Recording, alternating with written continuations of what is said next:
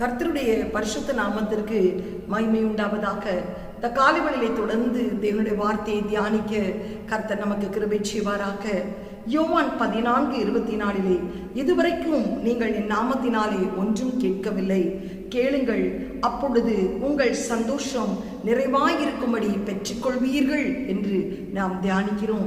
ஹல்லேலூயா. உனக்கு என்ன வேண்டும் என்று கர்த்தர் கேட்கிறார். உன் சந்தோஷம் நிறைவாகும்படி உனக்கு தர அவர் வல்லமை உள்ளவராயிருக்கிறார். நேற்று தினத்திலே முதல் நாள் கர்த்தர் ஸ்தோத்திரம், சிநேகிதன் வருந்தி கேட்டதை நாம் பார்த்தோம். நேற்று தினத்திலே அக்ஷாள் ஒரு ஆசீர்வாதத்திற்காக ஆண்டவரிடத்திலே கேட்டதை நாம் பார்க்கிறோம். இந்த நாளிலே கூட சுனேமியாளை குறித்து நாம் தியானிக்கும் போது 4ஆம் அதிகாரம் 13ஆம் வசனத்தை வாசிக்கும் போது 2 ராஜாக்கள் 4:13 அவன் கேயாசியை பார்த்து, இதோ இப்படிப்பட்ட சகல சலக்கருணையோடும் எங்களை விசாரித்து வருகிறாயே, எங்களை விசாரித்து வருகிறாயே, உனக்கு நான் என்ன செய்ய வேண்டும், உனக்கு என்ன செய்ய வேண்டும், உனக்கு என்ன வேண்டும், ராஜாவிடத்திலாவது சேனாதிபதியிலாவது உனக்காக நான் பேச வேண்டிய காரியம் உண்டோ என்று அவளை கேள் என்றார். அதற்கு அவன், என் ஜனத்தின் நடுவே நான் சுகமாய் குடியிருக்கிறேன் என்றார். நாம் பார்க்கிறோம், சுனேம் என்ற ஊரிலே சுனேமியாள் என்ற ஒரு சகோதரி இருந்தாள். அவள் கர்த்தருக்கு ஸ்தோத்திரம் ஆண்டவரை குறித்து நல்ல பயபக்தியோடு இருக்கிற ஒரு சகோதரி. எலிசா அந்த ஊருக்கு ஊழியத்துக்கு வரும்போதெல்லாம் அவள் வீட்டிலே தான் தங்கி ஊழியம் செய்வார். அப்பொழுது தன் கணவனோடு பேசி ஒரு மேல் வீட்டு அறையிலே அந்த பரிசுத்தவானுக்காக ஒரு மேஜை, ஒரு குத்து விளக்கு, ஒரு படுக்கை, கர்த்தருக்கு ஸ்தோத்திரம் எல்லாவற்றையும் வைத்து சகல கரிசனையோடு அவன் வரும்போதெல்லாம் பராமரித்து கவனித்து வந்தாள். ஒரு நாள் அந்த எலிசா தீர்க்கதரிசி தன்னுடைய உடன் ஊழியக்காரராகிய கேயாசியை பார்த்து, இத்தனை சகல கரிசனையோடு நம்மை கவனித்து வருகிற சுனேமியாளுக்கு நான் ஏதையாகிலும் செய்ய வேண்டும் என்று சொல்லி, கர்த்தருக்கு ஸ்தோத்திரம் அவளுக்கு என்ன செய்ய வேண்டும், அவளுக்கு என்ன வேண்டும் என்று கேள் என்று சொன்னாள்.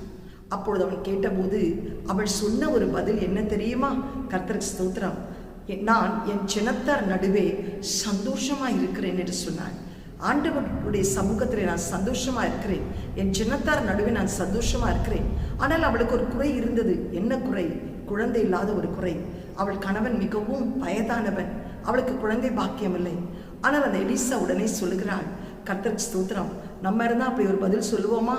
ஐயோ, எனக்கு இத்தனை வருஷமாகி குழந்தை இல்லையே, எனக்கு ஏன் ஆண்டவர் இன்னும் என் கர்ப்பத்தை திறக்கவில்லையே என்று நாம் முறுமுறுப்போம், அங்கலாய்ப்போம், வேதனைப்படுவோம், கண்ணீர் விடுவோம். ஆனால் அவள் சொன்ன பதில், என் ஜனத்தார் நடுவே நான் சந்தோஷமாயிருக்கிறேன். அப்பொழுது ஒரு உற்பத்தி கால திட்டத்தில் ஒரு ஆண் பிள்ளை சுமப்பாய் என்று எலிசா சொல்லுகிறார். அப்படியாய் ஒரு ஆண் பிள்ளை அழகாய் பிறக்கிறது சுனேமியாளுக்கு. ஒரு நாள் அந்த பிள்ளை வயல்வெளிக்கு கடந்து போகும்போது அந்த பிள்ளை கர்த்தருக்கு ஸ்தோத்திரம் தன் தகப்பனிடத்திலே தலை நோகிறது என்று சொல்லும்போது தகப்பன் வேலைக்காரனை வைத்து சுனேமியாள் இடத்திலே அனுப்புகிறார். சுனேமியாள் மடியிலே படுத்த கொஞ்ச நேரத்திலே பிள்ளையுடைய ஜீவன் பிரிந்து போகிறது. சுனேமியாள் அந்த இடத்திலே கூட ஒரு சத்தம் இடவில்லை. வீடு முழுவதும் வேலைக்காரர்கள், தனவந்தரமான ஒரு ஸ்திரீ தன் மேல் வீட்டறையிலே தன் ஊழியக்காரருக்காக ஆயத்தப்படுத்தின அந்த அறையில் இருந்த படுக்கையிலே கொண்டு போய் பிள்ளையை கடத்திவிட்டு அரைக்கதவை சாத்தி விட்டு தன் கணவனிடத்திலே சொல்லி அனுப்புகிறாள், எனக்கு ஒரு வேலைக்காரனையும் ஒரு கழுதையை அனுப்பு, நான் எலிசா தீர்க்கதரிசனத்திலே கடந்து போக வேண்டும். புருஷன் சொல்லுகிறான், இன்றைக்கு ஓய்வு நாளும் இல்லை, அமாவாசையும் இல்லை. அப்படி என்றால் அவள் ஓய்வு நாளை ஒரு உறுதியாய் அனுசரிக்கிற ஒரு பெண் என்பது சாட்சி கொடுக்கப்படுகிறது. கர்த்தருக்கு அப்போ அவள் சொல்லுகிறாள், இல்லை, நான் போக வேண்டும் என்று சொல்லி அந்த குழந்தையை கூட கொண்டு போகவில்லை. ஏனென்றால் அது இறந்து இருக்கிறது. ஒருவேளை வழியில் இருக்கிறவெல்லாம் பிள்ளை இறந்து விட்டதே என்று சொல்லி கேட்பார்களே, அந்த அவிஸ்வாஸ்க்கு இடம் கொடுக்க கூடாது. ஏனென்றால் சாரிபாத் விதவையை குழந்தையை உயிரோடு எழுப்பின தேவன் இன்றைக்கு என்னுடைய பிள்ளையை எழுப்ப வல்லமை உள்ளவராய் இருக்கிறார். அது மாத்திரமல்ல, செத்து போன என்னுடைய வித்தை உயிர்ப்பித்த தேவன் இன்றைக்கு இந்த பிள்ளையும் உயிர்ப்பிக்க வல்லமை உள்ளவராய் இருக்கிறார்.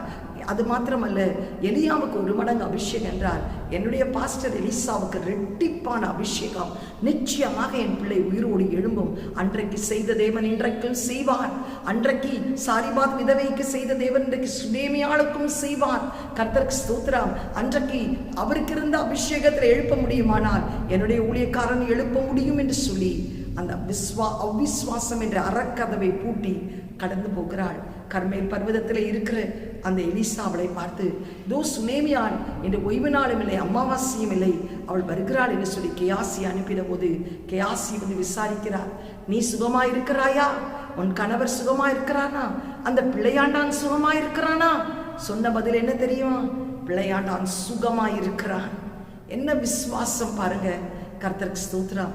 அப்பொழுது அவள் போய் கர்மேல் பர்வதத்தில் இருக்கிற அந்த எலிசாவுடைய பாதத்தை பிடித்து அவள் கேட்கும் போது அந்த கேயாசி இடத்தில் கோலை கொடுத்து அனுப்புகிறார். அவன் கோலை போடுகிறான். கோல் அந்த குழந்தை எழும்பவில்லை, கடந்து வருகிறார். ஆனால் எலிசா பிடித்து கதறும் போது அவர் எழுந்து போய் எலியா செய்தது போல் அவன் மேல் குப்பர விழுந்து கர்த்தரை 7 முறை எழும்பும் போது அந்த பிள்ளை உயிரோடு எழும்ப கிருபை செய்தார். கர்த்தருக்கு ஸ்தோத்திரம். பிள்ளையை சுனேமியால் இடத்திலே ஜீவனோடு கொடுக்கிறார். பிள்ளை அது மாத்திரமல்ல, அவர் சொல்லுகிறார், பஞ்சம் உண்டாக போகிறது 7 வருடம், நீ பெலிஸ்தியர் தேசத்திலே போய் சஞ்சரி என்று பிள்ளையை கூட்டிக் கொண்டு போய் திரும்ப 2 ராஜாக்கள் 8ஆம் அதிகாரம் 1-8 வாசித்து பாருங்கள். 7 வருடம் கழிஞ்சு தன் தேசத்துக்கு வருகிறாள். தன் நிலம் யாராவது அபகரித்து வைத்திருப்பார்களோ என்ற ஒரு யோசனையோடு ராஜாவை பார்க்க போகும்போது ராஜாவிடத்தில் கேயாசி எலிசா செய்த அற்புதங்களை எல்லாம் விவரித்து சொல்லும்போது இந்த அற்புதத்தை சொல்லிக் கொண்டிருக்கிற வேளையிலே தான் சுனேமியாள் பிள்ளையோடு நுழைகிறாள். ராஜா கேட்கிறார், இப்படியெல்லாம் இப்படி நடக்கும் என்று சொல்லி.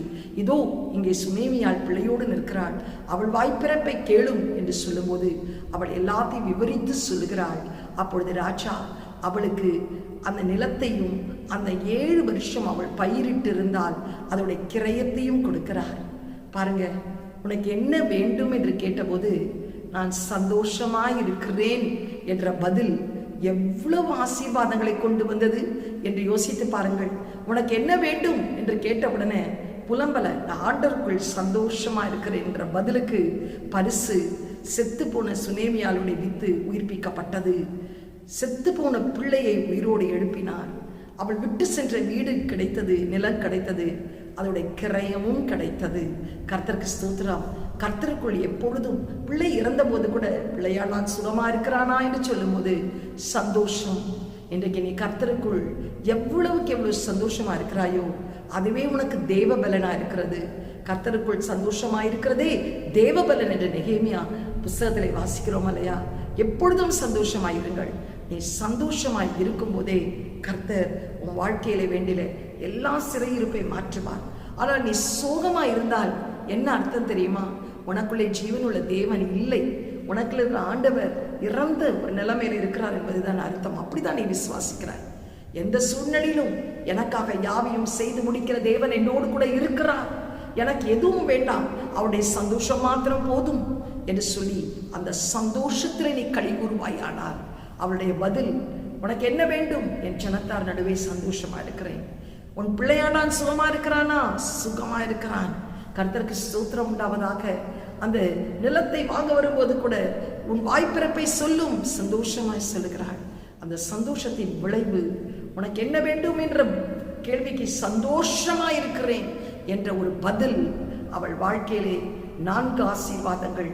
1, அவளுடைய வித்து உயிர்ப்பிக்கப்பட்டது, செத்துப்போன பிள்ளை உயிர்ப்பிக்கப்பட்டது, நிலம் வீடு 7 வருடம் கழிந்து கிடைத்தது, அதோடைய கிரயமும் கிடைத்தது. இன்னைக்கு உனக்கு என்ன வேண்டும் என்று சொல்லும்போது புலம்பாதே. ஆண்டவரிடத்திலே சொல், நான் சந்தோஷமா இருக்கிறேன் சுவாமி என்று சொல். உன்னுடைய குறைவுகளை கர்த்தர் நிறைவாக்கி சந்தோஷம் நிறைவாயிருக்கும்படி நீ பெற்றுக்கொள்வாய் என்று பார்க்கிறோம். கண்களை மூடி ஜெபம் செய்வோம். எங்களை அதிகமாய் நேசிக்கிற நல்ல தகப்பனே, இந்த காலை வேளையிலும் அப்பா ஆண்டவரே உனக்கு என்ன வேண்டும் என்று எலிசா ஆண்டவரே சுனேமியாளத்தில் கேட்டபோது என் ஜனத்தார் நடுவே நான் சந்தோஷமா இருக்கிறேன்.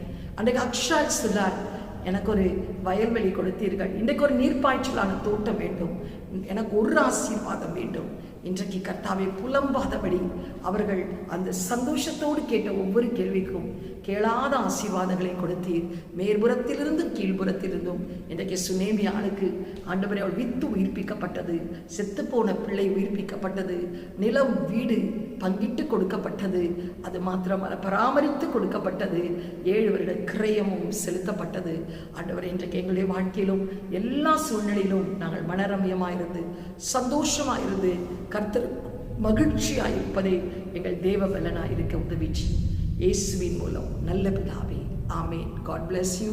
Have a blessed day. Amen.